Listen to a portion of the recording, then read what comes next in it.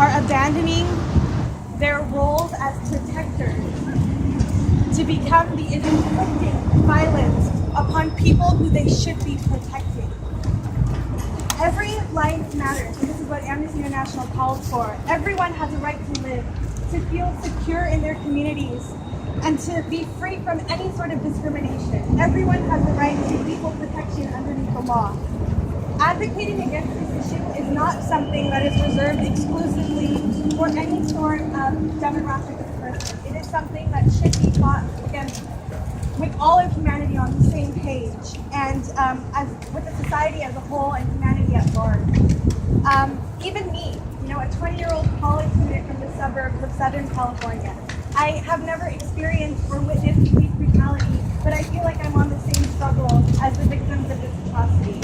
And I feel that I can relate because I was born when Rodney King asked, "Can we all get along?" And 20 years later, here I stand in front of you guys today, and unfortunately, his plea has still not been met. And we're advocating on behalf of 18-year-old Mike Brown and 92-year-old Pearlie Golden. And King's plea has still not been met, so we have to do something about this. I remember the first injustice I personally ever heard about, and I was 12 years old when my brother sat me down to tell me about what's happening in Palestine. And I sat there questioning, how is this happening? How is this possible? Only to be met with any sort of, dull response like, oh, this is politics. But no, this is not politics. This is about human rights, and this demands our attention. These issues, like I said, they're about human rights. So every single one of us today can be concerned about it. From Palestine to Ferguson and beyond. The same question plagues us this week. How is it possible? How is it possible that another unarmed 18-year-old black man was killed? And how is it possible that every 28 hours another black man is killed by police brutality? As protests are erupting in Ferguson currently, and as police forces ever present in this country right now, the idea of a country that is torn by war and dismantled by discrimination, it doesn't seem so far away from my home anymore. In fact, this morning I woke up and I saw tweets coming from Palestine to show their solidarity with the people of Ferguson, right? They're telling them how you can cope with being sprayed by tear gas in your face. And that just proves to me that the struggle for justice and the struggle for human rights is universal. We speak that language. It's a universal language.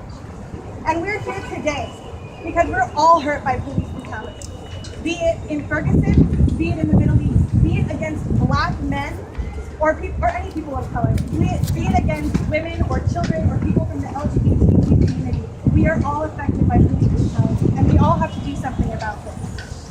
We're here today to honor Mike Brown, right? To join our voices with all of the other nations, or all of the other states in this nation that are participating in this event. We are here to reverberate a solemn message. All human life is precious, and all lives matter. Mike Brown's life matters. Eric Garner's life matters. Oscar Grant, Troy Davis, Trayvon Martin, all of their lives matter. All lives matter. So today, as I stand in front of you and I ask that question again, how is this possible? How is this happening? I found my answer. It's possible, but it should not be possible. We need to put an end to this and to challenge what has become something that is far too common in our society.